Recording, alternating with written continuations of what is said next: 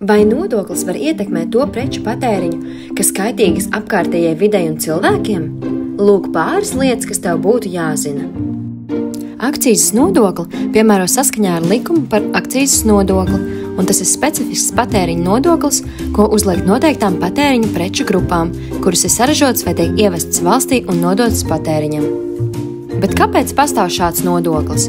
Tā mērķis ir ierobežot cilvēkiem kaitīgu preču, piemēram, alkoholisko dzērienu un tabaks vai nikotīnu saturošu izstrādājumu iegādi, kā arī ietekmēt vidē ekoloģiski nelabvēlīgo produktu, piemēram, degvielas vai dabasgāzes patēriņu. Ja iegādājies alkoholiskos dzērienus un tabaks izstrādājumus, naftas produktus un dabasgāzi, saldinātos un gāzētos bezalkoholiskos dzērienus, kā arī kafiju, ir jāmaksā akcīzes nodoklis.